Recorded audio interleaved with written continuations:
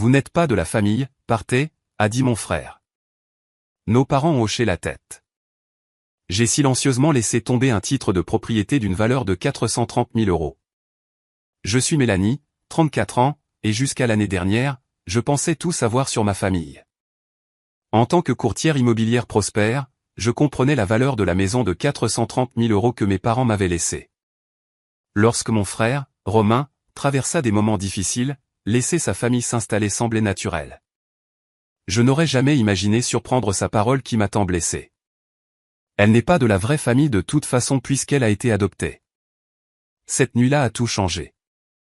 Je suis entré avec l'acte de propriété, les laissé tomber sur la table, et leur ai donné 30 jours pour partir. En grandissant dans notre quartier de Bordeaux, je n'ai jamais remis en question ma place dans la famille. Notre maison était modeste mais confortable. Un pavillon de 2 étages avec un porche circulaire où maman servait de la limonade pendant les après-midi d'été. Papa, passionné par l'amélioration de l'habitat, soulignait constamment les détails concernant la valeur et l'entretien de la propriété. Mélanie, disait-il, examinant les moulures ou les parquets. Comprends ce qui rend une maison précieuse et tu ne feras jamais un mauvais investissement. Ces leçons sont restées gravées en moi, me guidant finalement vers ma carrière dans l'immobilier. Romain avait 5 ans de plus que moi, et notre relation était compliquée dès le début. Tandis que j'économisais mon argent de poche et travaillais pendant les jobs d'été, Romain dépensait l'argent dès qu'il arrivait. Sa première entreprise, un service de nettoyage automobile, s'est effondré en 6 mois parce qu'il puisait constamment dans le compte de la société pour des dépenses personnelles. À 23 ans, il avait atteint la limite de 3 cartes de crédit et demandait des prêts à nos parents qu'il ne remboursait jamais. Malgré nos différentes approches de l'argent, nous avons maintenu une relation cordiale pendant la vingtaine. Je me suis concentré sur l'établissement de ma carrière, travaillant 60 heures par semaine pour me faire une place sur le marché immobilier compétitif de Bordeaux. Mon dévouement a porté ses fruits lorsque l'on m'a offert un poste de cadre supérieur dans une agence prestigieuse à Lyon. La décision de déménager n'a pas été facile, mais à 28 ans, je savais que cette opportunité ne se représenterait peut-être pas. Je suis si fier de toi, a dit maman quand je lui ai parlé de l'offre d'emploi. Ton père et moi avons toujours su que tu étais destiné au succès. Papa a acquiescé, même si j'ai remarqué une lueur de tristesse dans ses yeux à l'idée que je déménage à 200 km. Après avoir déménagé à Lyon, je me suis donné pour priorité de retourner à Bordeaux au moins 2 fois par mois. Lors de ces visites, j'ai remarqué des changements subtils chez mes parents qui m'inquiétaient. Papa, autrefois robuste et énergique, bougeait plus lentement, faisant des pauses lorsqu'il travaillait dans le jardin qu'il aimait tant. Maman, toujours la papillon sociale du quartier, semblait de plus en plus concentrée sur les besoins de papa, déclinant les invitations d'amis pour rester à la maison avec lui.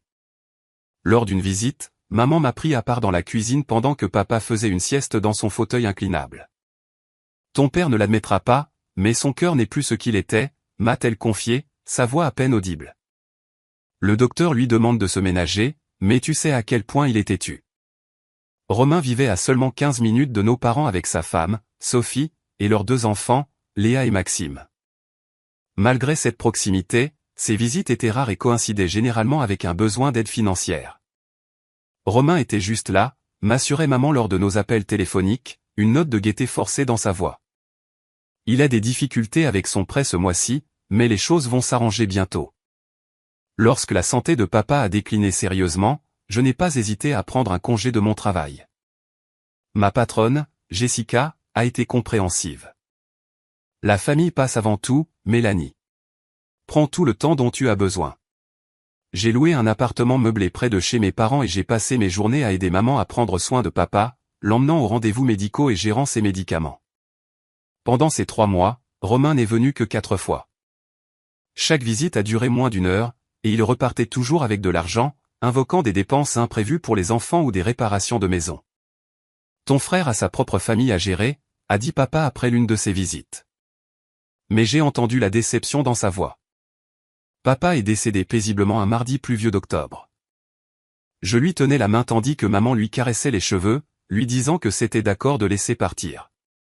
Romain est arrivé à l'hôpital 30 minutes après que je l'ai appelé pour lui annoncer que papa était parti.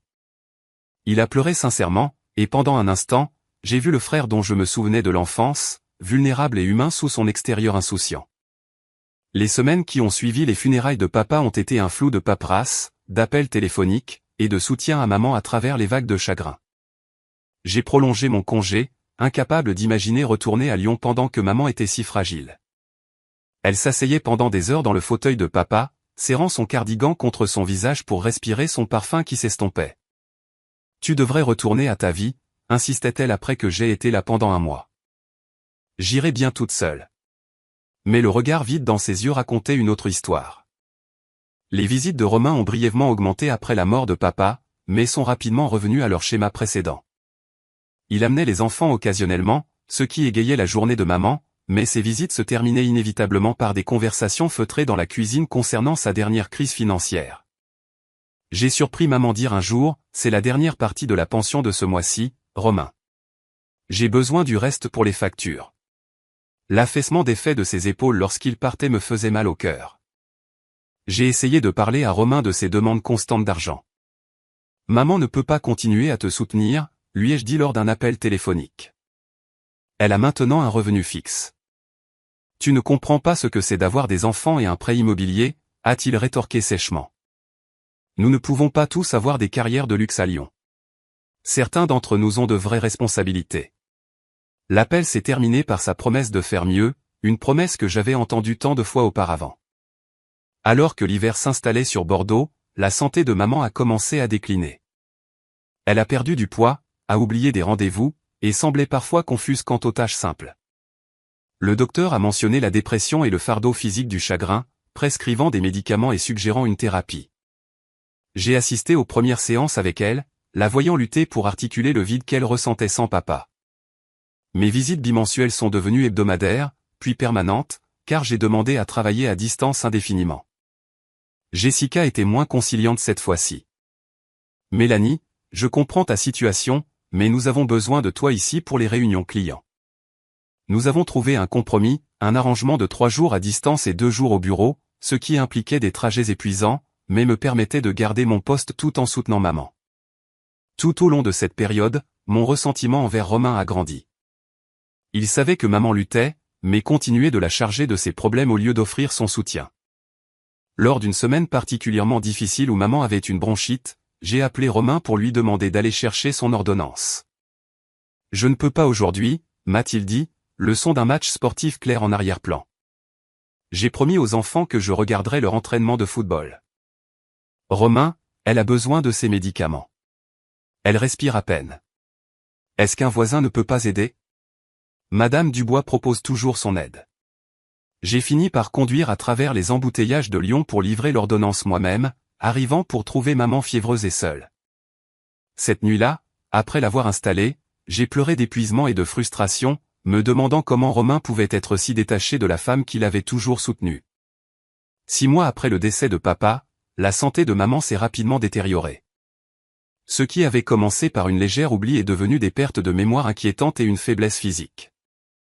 Une série de tests a révélé un diagnostic dévastateur, un cancer du pancréas avancé qui s'était déjà propagé à son foie. L'oncologue a parlé doucement des soins palliatifs et de profiter au maximum du temps qui lui restait. J'ai immédiatement pris un congé prolongé de mon travail, cette fois sans date de retour spécifiée. Jessica était compréhensive mais professionnelle. Je devrais remplacer ton poste temporairement, Mélanie. Nous discuterons de ton avenir dans l'entreprise quand tu seras prête à revenir. Le message implicite était clair, mon emploi ne m'attendait peut-être pas, mais à ce moment-là, c'était le cadet de mes soucis. Maman s'est rapidement affaiblie au cours des semaines suivantes. J'ai transformé la salle à manger en chambre pour qu'elle n'ait pas à monter les escaliers, et des infirmières de soins palliatifs venaient quotidiennement gérer sa douleur. Les visites de Romain ont légèrement augmenté pendant cette période, mais elles restaient brèves et se terminaient souvent par lui demandant de l'argent à voix basse près de la porte d'entrée. Frais de cantine pour Léa, a-t-il expliqué un après-midi. Et Maxime a besoin d'un appareil dentaire. L'assurance ne couvre qu'une partie. Je lui ai fait un chèque sans discuter, ne voulant pas créer de tension que maman pourrait ressentir. Elle semblait toujours plus alerte lorsque Romain était là, souriant à la mention de ses petits-enfants et posant des questions sur leurs activités qu'elle répétait parfois quelques minutes plus tard. Pendant sa dernière semaine, maman a eu une journée étonnamment lucide. Elle a demandé à s'asseoir sur le porche, emmitouflée dans des couvertures malgré la chaleur printanière. « Je dois te parler du testament », m'a-t-elle dit alors que nous regardions les oiseaux à la mangeoire que papa avait construite il y a des années.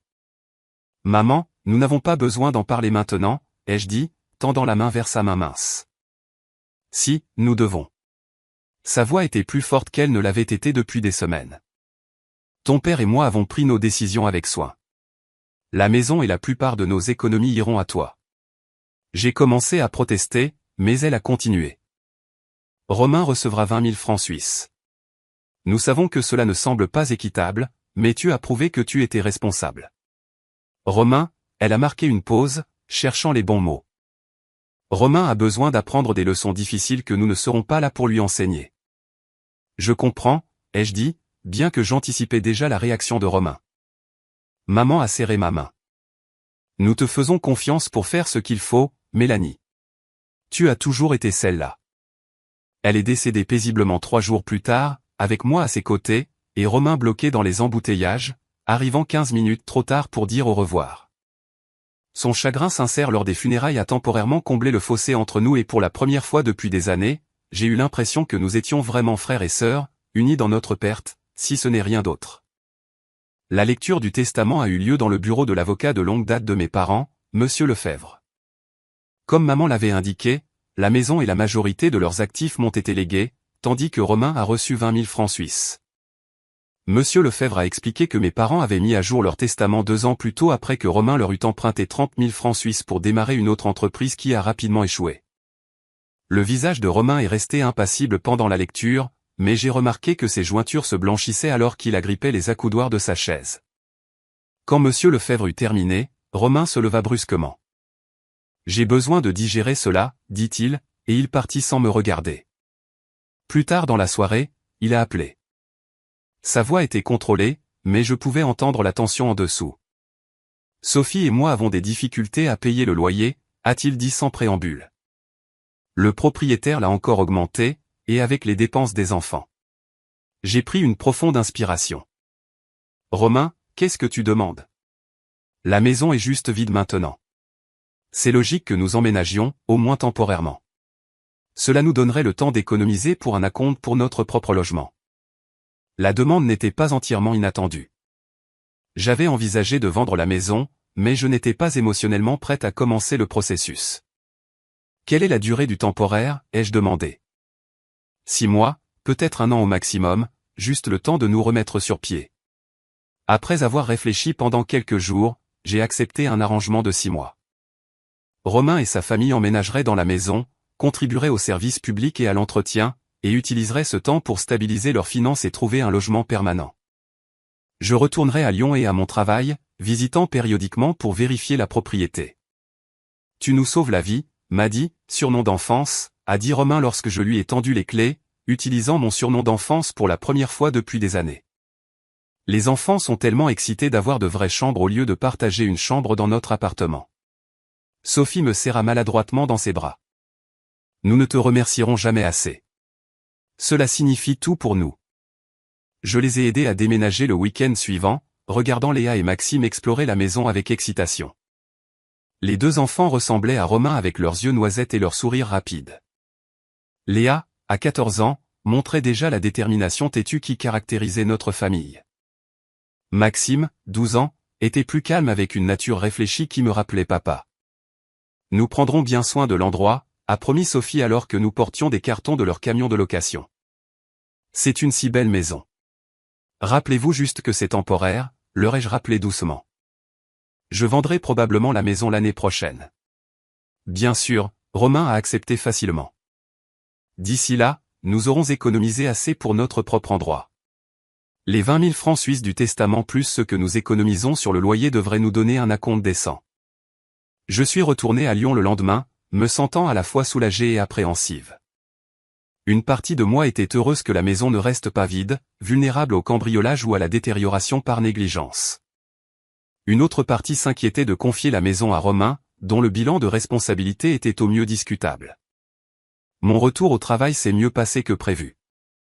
Jessica avait transféré certains de mes clients à d'autres agents, mais avait gardé les plus précieux dans mon portefeuille. Nous sommes heureux de te revoir à temps plein, m'a-t-elle dit lors de notre première réunion. Prends quelques semaines pour te remettre à niveau, et ensuite nous parlerons d'élargir ta clientèle. Je me suis plongé dans le travail, reconnaissante de la distraction de mon deuil et des émotions compliquées entourant l'arrangement avec Romain. Nous parlions chaque semaine au téléphone, de brèves conversations où il m'assurait que tout allait bien avec la maison. Je descendais une fois par mois pour vérifier les lieux, trouvant l'endroit raisonnablement bien entretenu lors de ses visites initiales. Tu vois, a dit Romain lors de ma deuxième visite, en faisant un geste autour du salon. Nous prenons bien soin de ton investissement. Il y avait des jouets éparpillés et de nouveaux meubles que je ne reconnaissais pas, mais rien de préoccupant. Notre investissement, les jeux corrigés. Cette maison compte autant pour toi que pour moi. Il a hoché la tête, mais quelque chose dans son expression m'a mise mal à l'aise. Oui, la famille, la maison, et tout le tralala. Sophie était toujours gracieuse lors de ses visites, offrant du café et me tenant au courant des activités des enfants. Léa a eu d'excellents résultats, a-t-elle annoncé fièrement lors d'une visite, et Maxime a rejoint le club de sciences. Ils s'épanouissent vraiment ici. J'étais sincèrement heureuse pour eux. Malgré ma relation compliquée avec Romain, je voulais le meilleur pour ses enfants. C'est merveilleux, dis-je. Maman et papa seraient si fiers. Alors que je me préparais à partir ce jour-là, Romain a mentionné avec désinvolture, au fait, nous sommes un peu courts pour la contribution au service public ce mois-ci. Maxime avait besoin d'un nouvel ordinateur portable pour l'école. Je rattraperai le mois prochain. J'ai hoché la tête, sans surprise, mais déçu. Assure-toi juste de suivre ce que tu dois. D'accord ? Absolument, a-t-il promis, me raccompagnant à ma voiture. Nous sommes tellement reconnaissants pour cette opportunité, m'a dit. Cela nous aide vraiment à nous redresser. Je suis retourné à Lyon en voulant le croire, espérant que cet arrangement pourrait non seulement apporter de la stabilité à sa famille, mais peut-être aussi réparer notre relation fracturée. 3 mois après l'arrangement, les premiers vrais signes de problème ont commencé à apparaître. Mes visites mensuelles révélaient des changements subtils mais inquiétants dans la propriété. La pelouse autrefois impeccable que papa entretenait avec tant de fierté était maintenant inégale et envahie par endroits. À l'intérieur, j'ai remarqué des taches sur la moquette qui n'étaient pas là auparavant, des marques de frottement sur les murs et un sentiment général de désordre qui dépassait la vie de famille normale. Désolé pour le désordre, dit Sophie lors d'une visite, rassemblant à la hâte des jouets du sol du salon. Les enfants ont été particulièrement actifs avec les vacances d'été. J'ai hoché la tête, essayant de comprendre. C'est bon. Comment vont les réparations sur le robinet qui fuit dont j'ai parlé la dernière fois ? Romain a levé les yeux de son téléphone. Oh, je n'ai pas encore eu le temps de m'en occuper. J'ai pris des quarts supplémentaires au travail. Ce qui m'a le plus dérangé n'était pas l'état physique de la maison, mais la réalisation que Romain n'avait rien contribué au service public ou à l'entretien malgré notre accord. Quand je l'ai soulevé, il avait toujours une excuse prête. Maxime a eu une urgence médicale, a-t-il expliqué lors de ma visite en juillet. Je voulais être compatissante, surtout lorsqu'il s'agissait des besoins des enfants, mais ces urgences semblaient suspectes de fréquence. Romain, je comprends que des choses arrivent, mais nous avions un accord. Je couvre les taxes foncières et l'assurance, mais tu as promis de t'occuper des services publics et des petites réparations. Et je le ferai, a-t-il insisté, paraissant blessé par mon manque de confiance. Les choses sont juste serrées en ce moment. Tu ne sais pas ce que c'est que d'essayer de faire vivre une famille de 4 personnes avec mon salaire. J'ai retenu la réplique selon laquelle il n'aurait pas dû accepter des conditions qu'il ne pouvait pas respecter. Au lieu de cela, j'ai dit, j'essaie d'être flexible, mais j'ai besoin de voir un effort de ta part. Son expression s'est légèrement durcie. Bien sûr, parce que tout a toujours été si facile pour toi. Lors de ma visite en août, j'ai été troublé de constater que toutes les photos de famille avaient été retirées du salon, remplacées par des œuvres d'art génériques et des photos de la famille de Romain. Lorsque j'ai demandé où étaient les photos manquantes, Sophie a répondu avec désinvolture, « Oh, nous les avons mises de côté pour faire de la place pour nos affaires. Elles sont en sécurité dans des cartons dans le grenier. » J'ai monté les escaliers étroits jusqu'au grenier cet après-midi-là et j'ai trouvé les photos de famille négligemment empilées dans des boîtes en carton, certains cadres fissurés à cause d'une manipulation brutale. Parmi elles se trouvait ma photo préférée de maman et papa à leur 30e anniversaire. Le verre était maintenant couvert de fines craquelures. J'ai soigneusement enveloppé la photo dans un vieux t-shirt et je l'ai ramené à Lyon avec moi, retenant mes larmes tout le long du trajet. Ce même mois, j'ai reçu un appel inquiétant de Madame Dubois, notre voisine de longue date. Mélanie, chère, je déteste te déranger, mais il y a eu des perturbations dans la maison dernièrement. Le week-end dernier, il y a eu une fête qui a duré bien après minuit. Plusieurs voitures étaient garées sur la pelouse, et la musique était si forte qu'elle a déclenché les alarmes de voiture. Une fête, ai-je répété, surprise. Romain ne m'avait pas parlé de recevoir des invités. Oui, et ce n'est pas la première fois. Je ne dirai rien, mais ta mère serait tellement contrariée de voir la propriété traitée de cette manière. Je l'ai remercié d'avoir appelé et j'ai immédiatement téléphoné à Romain, qui a balayé mes préoccupations. Madame Dubois a toujours été une commère, dit-il. C'était juste quelques amis pour un barbecue. Elle exagère tout. Mes appels et messages à Romain ont été de plus en plus ignorés ou répondus des heures plus tard avec des réponses brèves et évasives. Quand je parvenais à le joindre, il était sur la défensive et pressé de mettre fin aux conversations. Sophie, autrefois chaleureuse et reconnaissante, semblait maintenant agacée par mes vérifications et mes questions. Lors de ma visite en septembre, j'ai été choqué de trouver un grand nouveau téléviseur fixé au mur du salon, des trous percés directement dans les boiseries antiques que papa avait soigneusement restaurées il y a des années. Les chambres des enfants avaient été complètement redécorées avec des couleurs de peinture que je ne reconnaissais pas et des affiches attachées au mur avec du ruban adhésif qui écaillait déjà la peinture par endroits. Vous auriez dû me consulter avant d'apporter des changements permanents à la maison, dis-je, luttant pour garder un ton neutre. Romain a levé les yeux au ciel. Ce ne sont que quelques trous de clous, m'a dit. Nous vivons ici, nous ne maintenons pas un musée. Vous vivez ici temporairement, lui ai-je rappelé. Et vous êtes censé économiser pour votre propre logement. Comment pouvez-vous vous permettre un nouveau téléviseur et des meubles si vous ne pouvez même pas payer les services publics? Nous avons eu une excellente affaire, dit-il vaguement. Et ma carte de crédit avait une promotion à 0% d'intérêt. Le stress de la situation a commencé à affecter mon travail à Lyon. Je me suis retrouvée distraite pendant les réunions clients, vérifiant constamment mon téléphone pour des mises à jour des voisins ou des réponses de Romain. Jessica a remarqué ma préoccupation lors d'une importante présentation de propriété. « Mélanie, tu as l'air préoccupée aujourd'hui », m'a-t-elle dit en sortant du condo de luxe que nous présentions.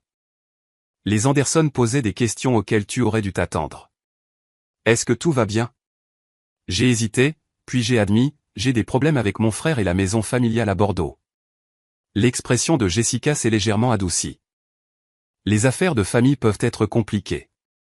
Peut-être que tu dois régler cette situation pour qu'elle arrête d'interférer avec ton travail ici.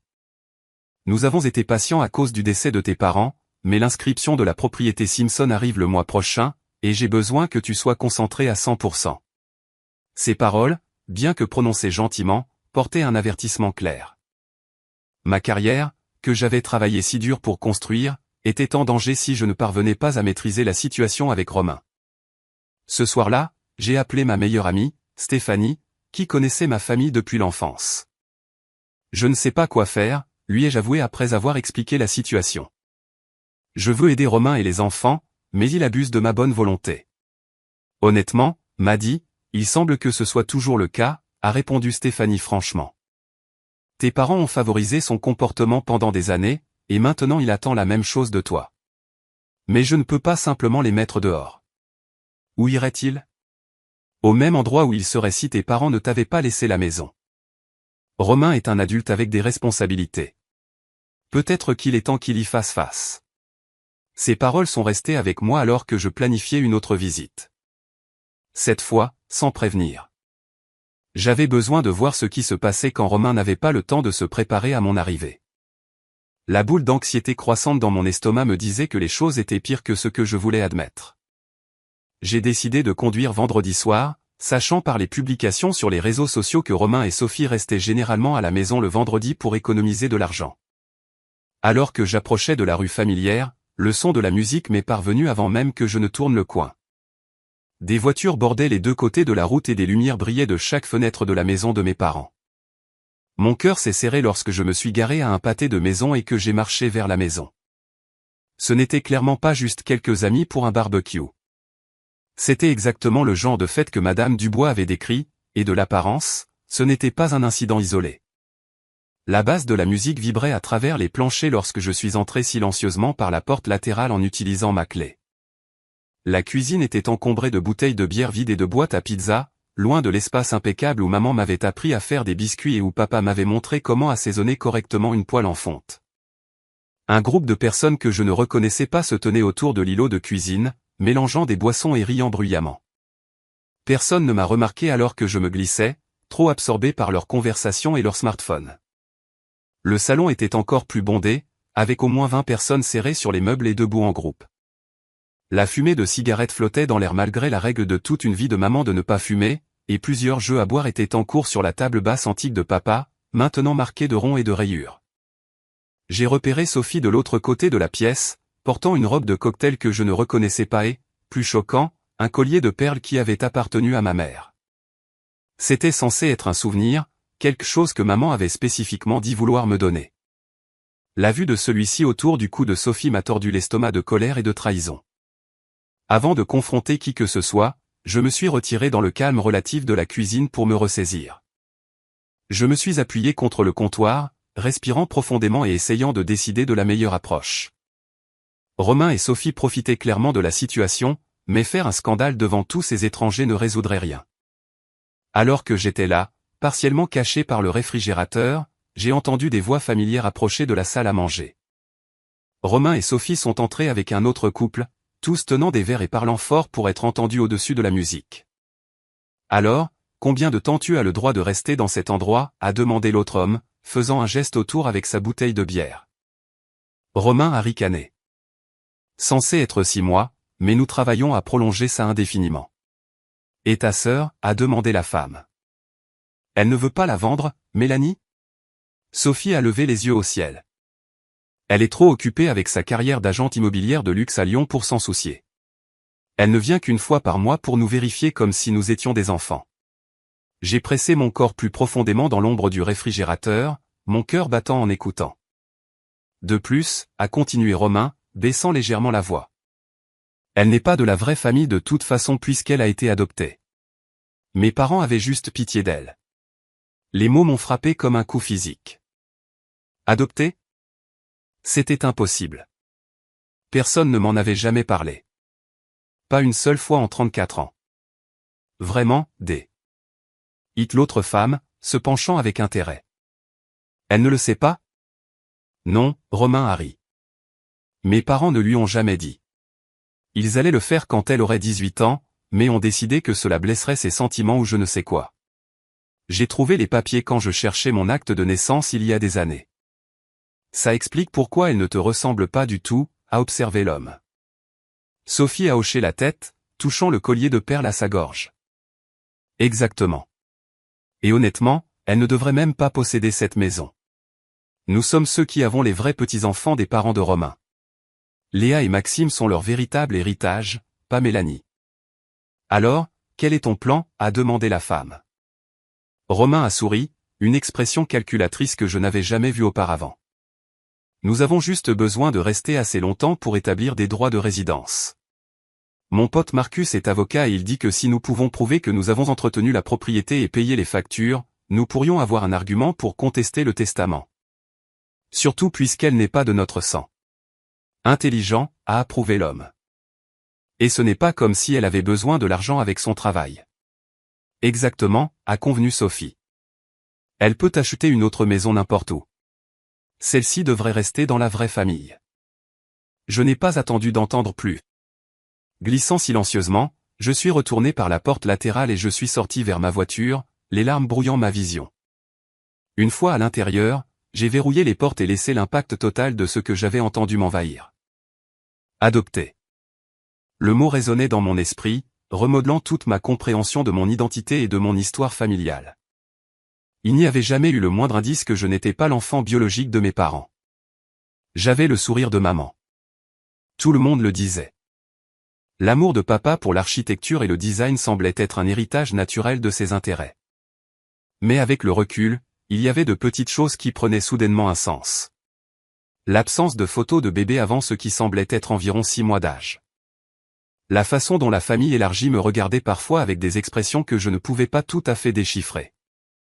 Les commentaires critiques occasionnels de Romain sur le fait d'être le vrai fils lorsque nous nous disputions adolescents. J'ai conduit jusqu'à un hôtel voisin à Genève, me suis enregistré mécaniquement, et je me suis effondré sur le lit. La pièce tournait autour de moi alors que les pièces de ma vie se réorganisaient en cette nouvelle réalité. À travers mes larmes, j'ai appelé la seule personne que je savais qui comprendrait l'ampleur de cette révélation. Stéphanie, ai-je réussi à dire quand elle a répondu. Savais-tu que j'étais adopté? Il y eut une pause, puis un doux « Oh » m'a dit. Non, je ne le savais pas avec certitude, mais je le suspectais. Il y avait des rumeurs quand nous étions enfants. Je n'ai jamais rien dit parce que ça n'avait pas d'importance. Tes parents t'adoraient. Romain le sait, ai-je réussi à dire entre deux sanglots. Il le sait depuis des années et il ne me l'a jamais dit. Et maintenant il dit qu'il a plus de droit sur la maison parce qu'il est leur enfant biologique et que ses enfants sont leurs vrais petits-enfants. C'est une absurdité totale, dit Stéphanie fermement. Nous avons parlé pendant plus d'1 heure. La voix stable de Stéphanie m'a aidé à traiter le choc initial. Quand nous avons raccroché, mes larmes s'étaient calmées, remplacées par une douleur sourde et une colère grandissante envers Romain, non pas à cause de la révélation de l'adoption elle-même, mais à cause de la manière cruelle dont il en avait parlé. Brandissant cette information comme une arme pour me délégitimer. J'ai à peine dormi cette nuit-là, mon esprit plein de questions.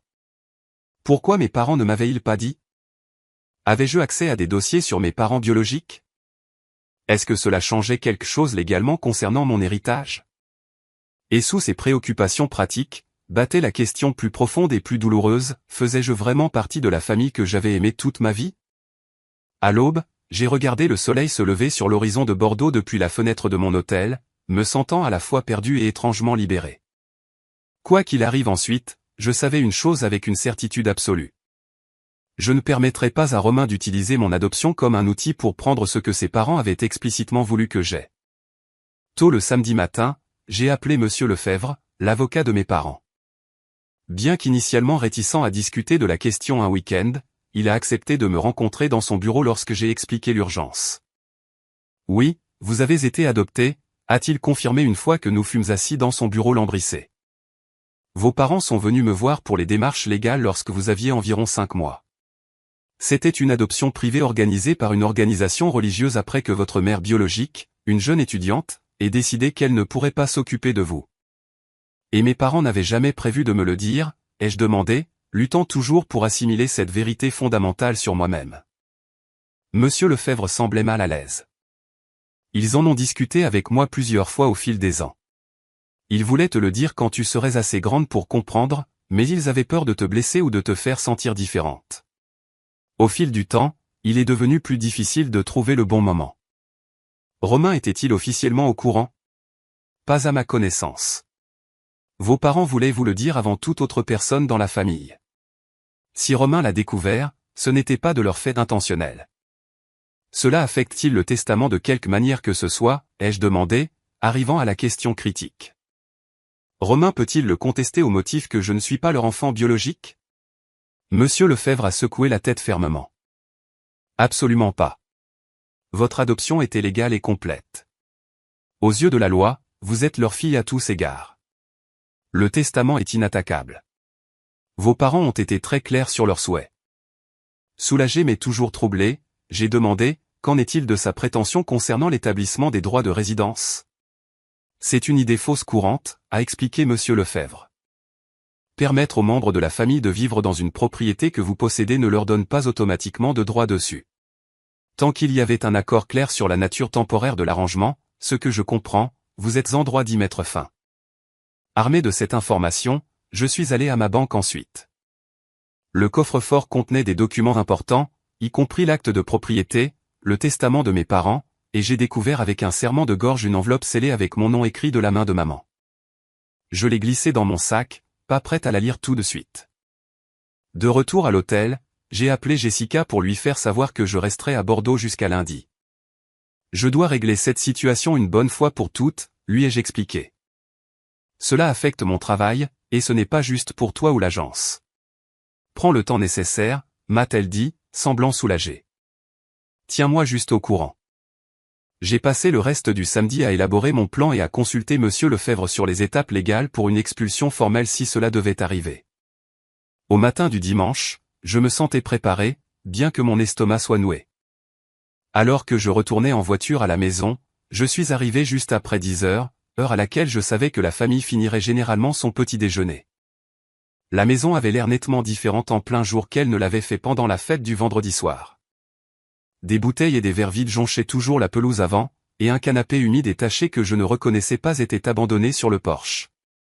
Utilisant ma clé, je suis entré pour trouver Romain et Sophie se disputant dans la cuisine. Les enfants étaient dans le salon. Maxime jouait à un jeu vidéo à plein volume tandis que Léa tapotait sur son téléphone, tous deux indifférents au désordre qui les entourait. Je t'ai dit que nous devions payer au moins le minimum de la carte de crédit, disait Sophie, sa voix tranchante de frustration. Il menace de geler le compte. Et je t'ai dit que je m'en chargerais quand je serai payé vendredi, a rétorqué Romain. Qu'est-ce que tu veux que je fasse? Faire sortir de l'argent de nulle part? Tous deux se sont figés lorsqu'ils m'ont remarqué debout dans l'embrasure de la porte. Romain a récupéré en premier, son expression passant à une fausse décontraction. M'a dit, nous ne t'attendions pas avant le week-end prochain. Tu aurais dû appeler. Clairement, dis-je, en regardant de manière ciblée le désastre autour de nous. Des plats s'empilaient dans l'évier, les comptoirs collants de boissons renversés, et le sol craquait de débris de collation sous mes pieds. Nous avons eu quelques amis hier soir, dit Sophie sans me regarder. Je portais les perles de maman aujourd'hui. Nous allions juste nettoyer. En fait, j'étais là vendredi soir aussi, dis-je doucement. Le visage de Romain est devenu livide. Tu y étais? Pourquoi n'as-tu pas dit bonjour? Je pense que tu sais pourquoi. Je me suis avancé dans la cuisine, posant mon sac sur le comptoir. J'ai entendu votre conversation avec vos amis à propos de mon adoption, à propos de vos projets de contester le testament. Sophie a immédiatement regardé Romain, qui a tenté un rire dédaigneux. Tu as mal compris. Nous plaisantions après avoir bu quelques verres. Ne fais pas ça, dis-je, ma voix ferme malgré les émotions qui tourbillonnaient en moi. Ne me mens plus, Romain. J'ai parlé à Monsieur Lefebvre hier. Il a confirmé que j'étais adopté, mais il a aussi confirmé que cela n'a absolument aucune incidence sur la validité du testament. Cette maison est légalement mienne. M'a dit, regarde, Romain changeait de tactique. Même si nous avons parlé de contester le testament, nous étions juste frustrés. Tu dois admettre que ce n'est pas vraiment juste que tu aies tout reçu juste parce que tu étais la favorite de papa. Ce n'est pas une question de favoritisme, répondis-je. C'est une question de responsabilité. Maman et papa ont pris leurs décisions en fonction de ce qu'ils pensaient être le mieux pour la propriété familiale. Sophie est intervenue, son ton défensif. Eh bien, ce n'est pas juste pour les enfants. C'est la maison de leurs grands-parents. Ils ont le droit de grandir ici. Non, ils n'ont pas ce droit, dis-je fermement. Ce qu'ils ont, c'est une tante qui est prête à aider leurs parents pendant une période difficile. Une tante dont vous avez parlé dans mon dos, dont vous avez endommagé la propriété, et dont les souvenirs de famille vous êtes appropriés. J'ai regardé directement Sophie, comme le collier de perles de maman que tu portais vendredi soir. Elle est devenue rouge mais est restée défiante. Romain a dit que je pouvais la voir. Il me va mieux de toute façon. J'ai pris une profonde inspiration, luttant pour garder mon calme. La famille n'est pas seulement une question de sang, ce que j'ai apparemment mieux compris que toi malgré mon ignorance de mon adoption. La famille, c'est le respect, l'honnêteté et le respect des limites de chacun. Vous ne m'avez montré aucune de ces choses. J'ai tendu la main dans mon sac et j'ai sorti l'acte de propriété de la maison, le plaçant sur la table de la cuisine entre nous. Ceci est l'acte de cette propriété. Il est à mon nom. Selon notre accord initial, il vous reste 3 mois ici. Mais compte tenu de ce que j'ai découvert, je modifie ce calendrier. Vous avez 30 jours pour trouver un autre endroit où vivre. Le visage de Romain s'est assombri de colère. Tu ne peux pas faire ça. Nous avons des droits. En fait, je le peux. Je l'ai déjà confirmé avec Monsieur Lefebvre. C'était un arrangement temporaire que vous avez violé à plusieurs niveaux. Je suis généreuse en vous donnant 30 jours au lieu d'exiger que vous partiez immédiatement. Et où sommes-nous censés aller, a exigé Sophie, faisant un geste vers le salon où les enfants restaient absorbés par leurs appareils. Tu vas mettre dehors tes propres nièces et neveux. N'essayez pas de me manipuler, dis-je calmement.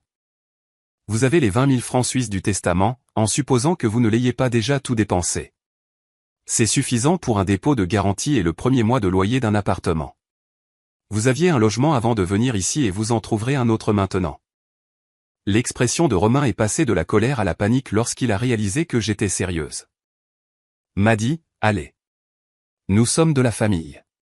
Tu ne peux pas simplement nous jeter dehors. C'est intéressant venant de quelqu'un qui a dit que je n'étais pas de la vraie famille il y a 2 jours. J'ai pris l'acte et je l'ai remis dans mon sac. Je reviendrai le week-end prochain avec les papiers d'expulsion formels. Je vous suggère de commencer à faire vos valises et à chercher un nouvel endroit immédiatement. C'est à cause de l'adoption, n'est-ce pas, a dit Romain, sa voix montant. Tu nous punis parce que tu es blessé que maman et papa ne te l'aient pas dit. Ce n'est pas notre faute. Non, ce n'est pas à cause de ça, répondis-je, gardant mon calme. C'est parce que tu as essayé d'utiliser cette information pour me délégitimer et prendre quelque chose qui ne t'appartient pas.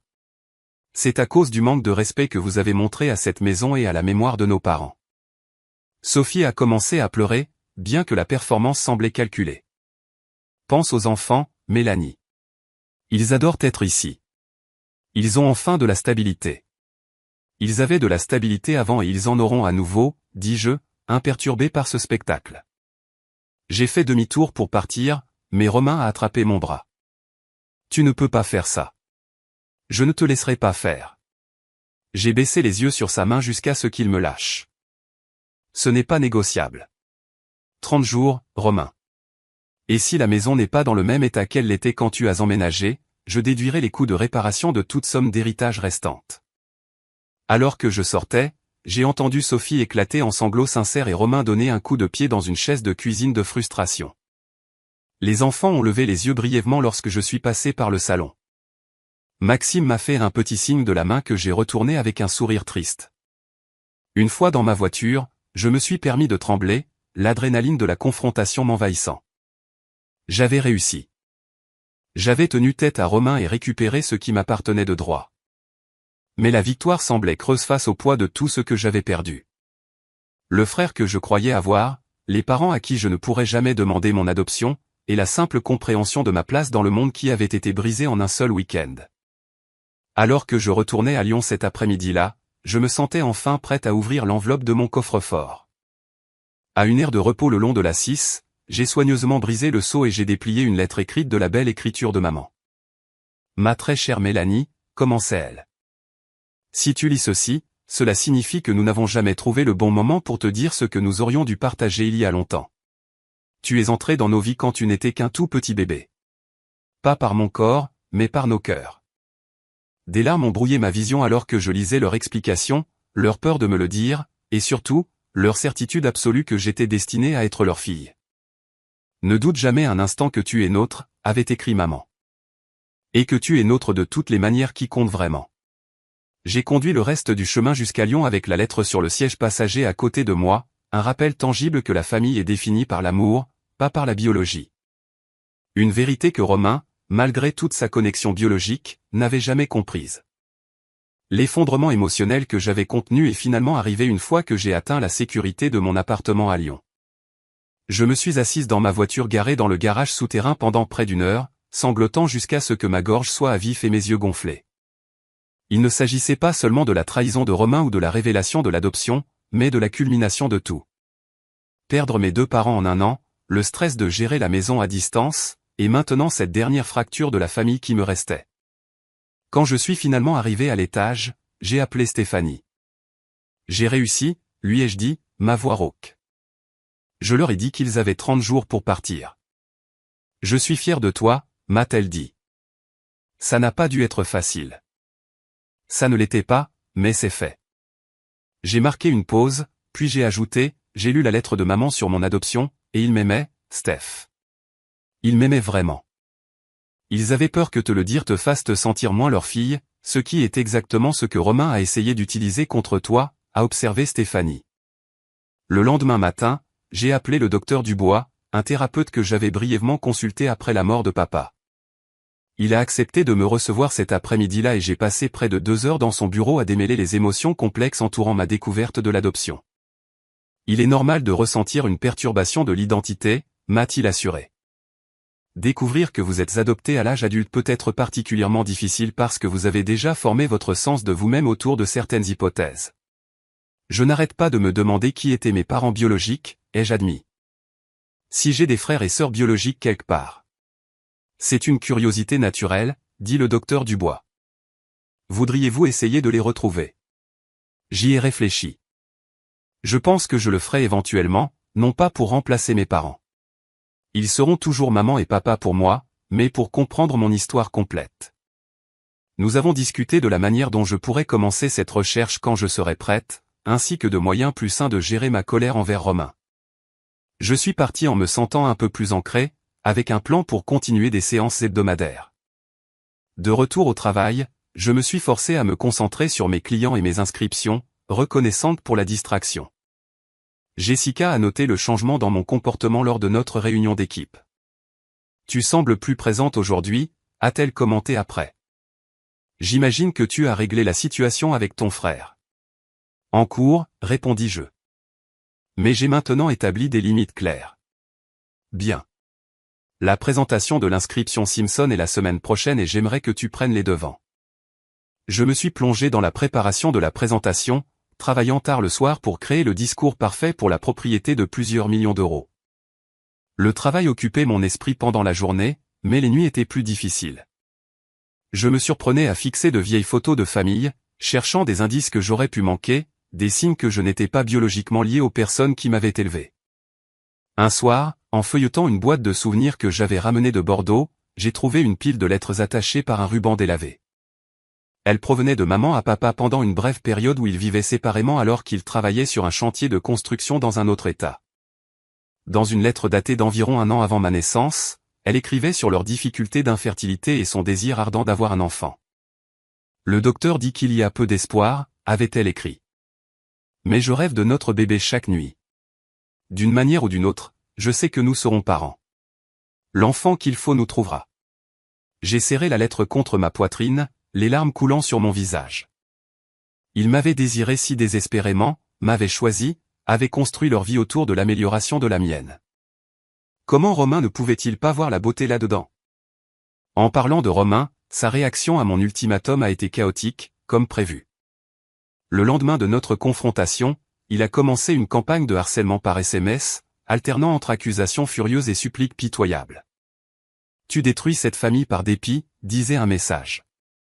Maman et papa seraient déçus de toi.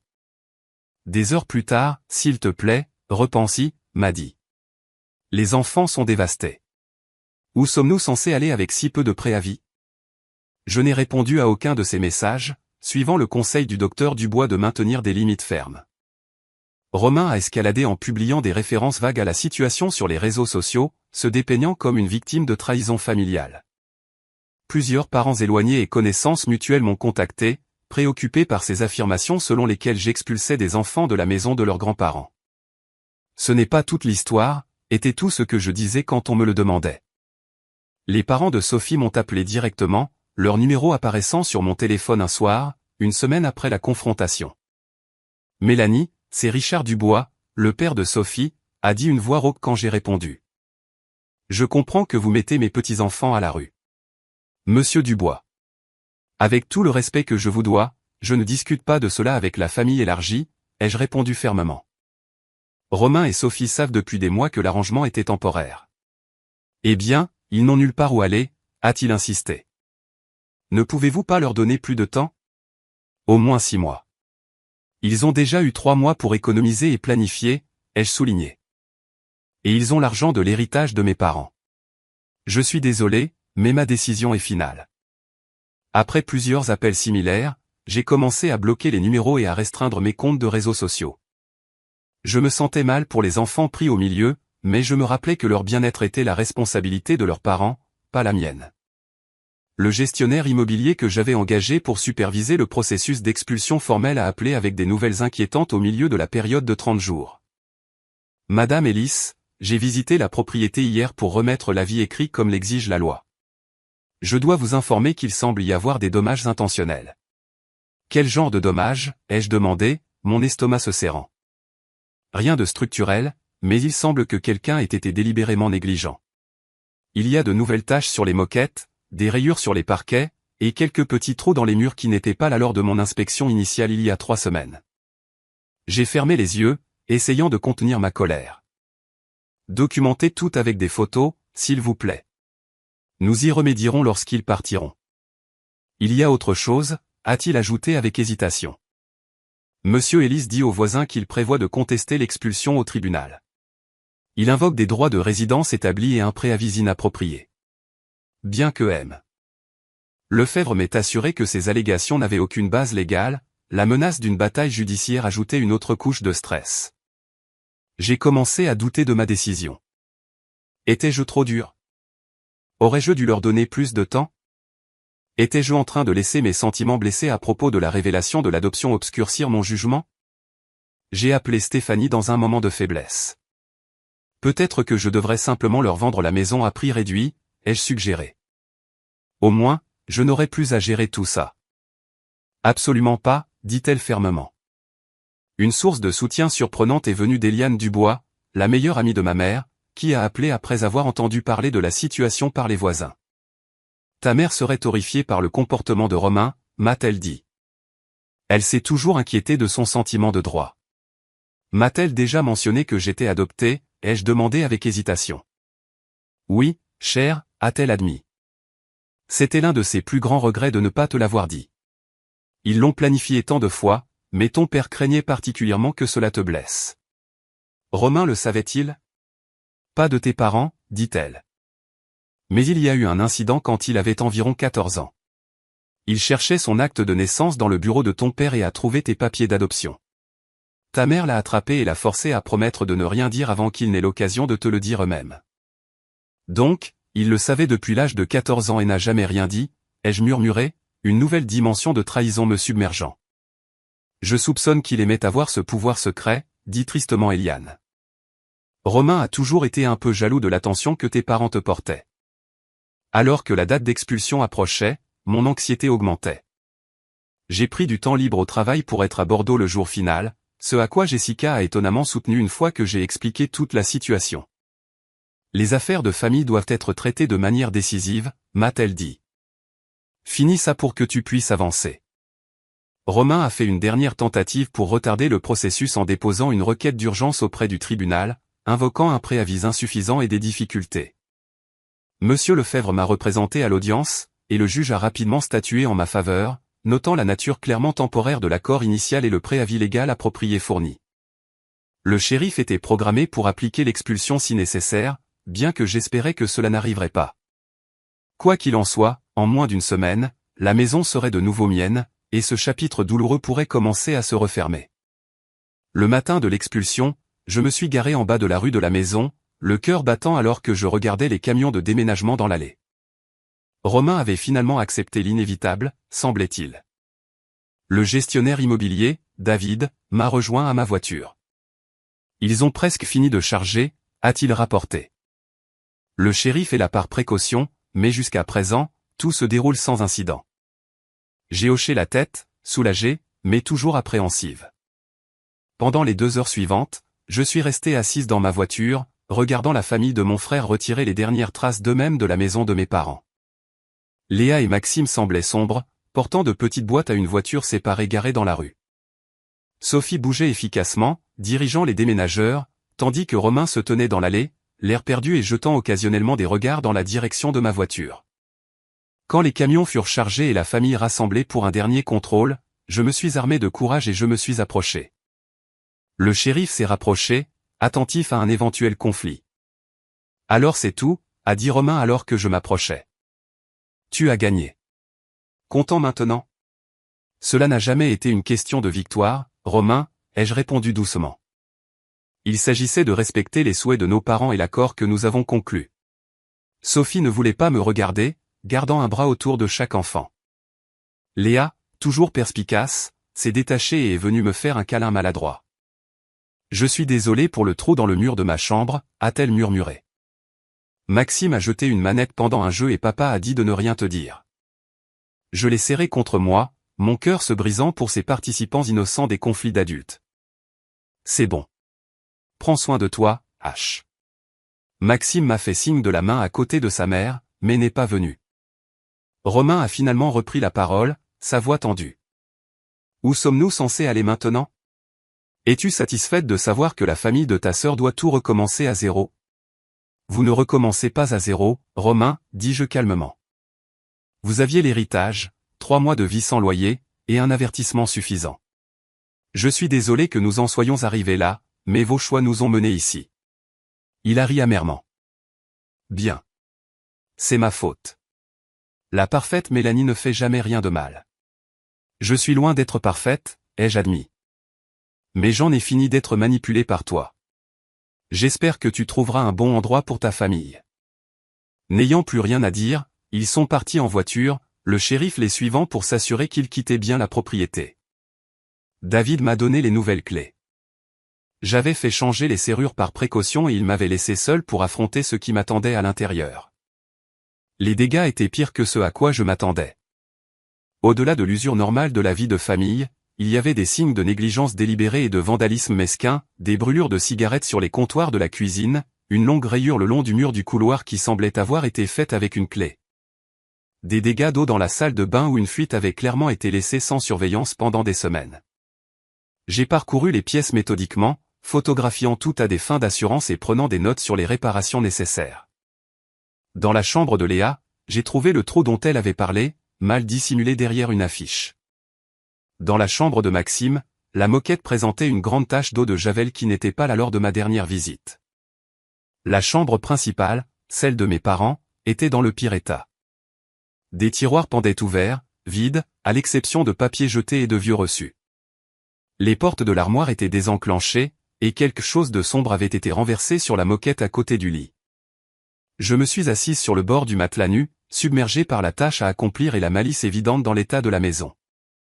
Mais en regardant autour de moi, j'ai remarqué quelque chose coincé sous le radiateur, une boîte en bois familière qui avait toujours été sur la commode de mon père. Je l'ai récupérée, surprise par son poids, et je l'ai ouverte pour trouver une collection de photos et de souvenirs de famille que Romain avait apparemment cachés plutôt que de les emporter dans le déménagement. Parmi eux se trouvait une photo que je n'avais jamais vue auparavant, mes parents me tenant bébé, debout à l'extérieur de ce qui semblait être un palais de justice. Le jour de mon adoption, j'ai réalisé, les larmes me montant aux yeux. Ils étaient radieux de joie, maman me regardant avec un tel amour que cela m'a coupé le souffle. J'ai serré la photo contre mon cœur, reconnaissante d'avoir trouvé cette preuve tangible de leur choix de faire de moi leur fille. Au cours des 2 semaines suivantes, j'ai partagé mon temps entre Lyon et Bordeaux, supervisant les réparations de la maison et triant ce qui restait des biens de mes parents.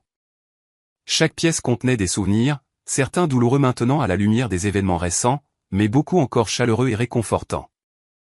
Alors que je nettoyais et organisais, j'en suis venu à une décision concernant la propriété. Malgré mon plan initial de la vendre, j'ai réalisé que je n'étais pas prête à me séparer de ce dernier lien avec mes parents.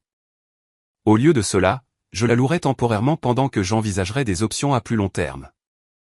Plus surprenant encore, je me suis surprise à penser aux enfants de Romain. Malgré les fautes de leurs parents, Léa et Maxime étaient innocents, et ils étaient toujours ma nièce et mon neveu. Après mûre réflexion et consultation avec Monsieur Lefebvre, j'ai décidé d'utiliser une partie de mon héritage pour créer des fonds universitaires pour les 2 enfants.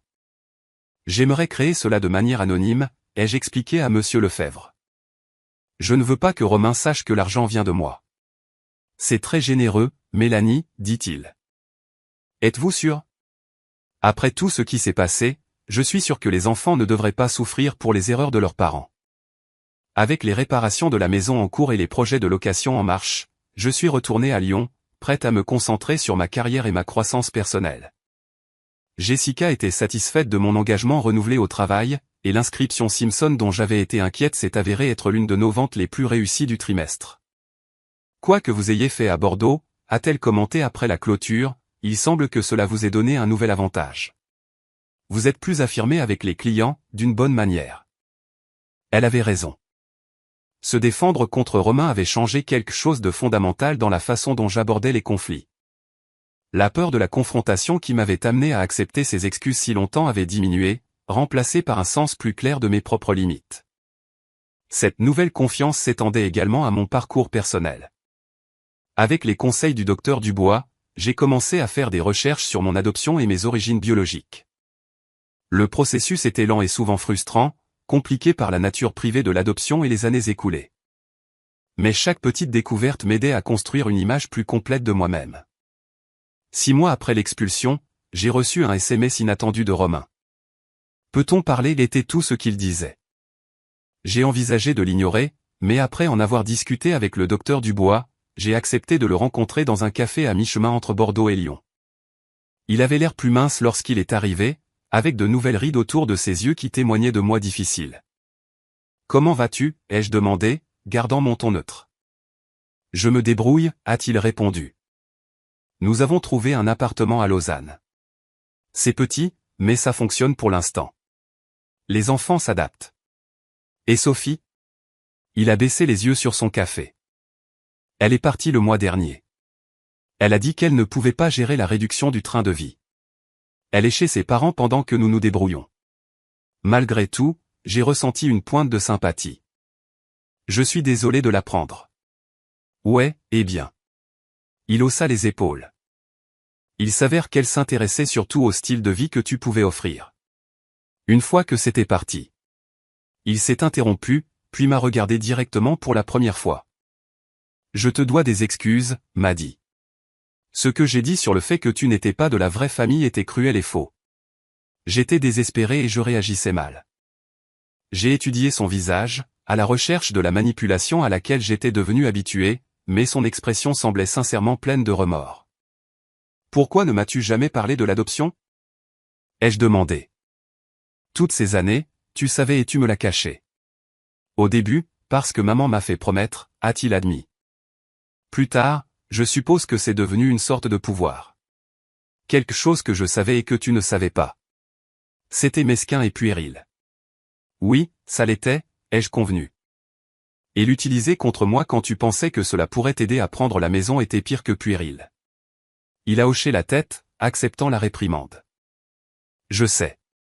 Je ne peux pas annuler cela. Mais j'essaie de faire mieux pour les enfants, si ce n'est rien d'autre. Nous avons parlé pendant près de 2 heures, couvrant un terrain douloureux, mais nous souvenant aussi des bons moments avec nos parents. Il n'y a pas eu de réconciliation spectaculaire, pas de larmes ou de promesses de recommencer à zéro.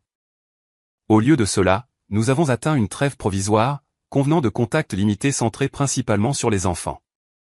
Léa demande de tes nouvelles, a-t-il dit alors que nous nous apprêtions à partir. Elle veut savoir si elle peut t'appeler parfois. J'aimerais bien, dis-je sincèrement. Elles sont toujours ma nièce et mon neveu. De retour à Lyon, j'ai continué le processus de reconstruction de ma vie. J'ai rénové mon appartement, créant un espace qui me semblait vraiment être le mien pour la première fois. J'ai rejoint un groupe de soutien pour adultes adoptés, trouvant du réconfort dans les expériences et les défis partagés. Et lentement, j'ai recommencé à fréquenter des gens, ne mettant plus ma vie personnelle en attente pour des crises familiales. Un soir, alors que j'étais assise sur mon balcon regardant le coucher de soleil sur le lac Léman, j'ai rouvert la lettre de maman.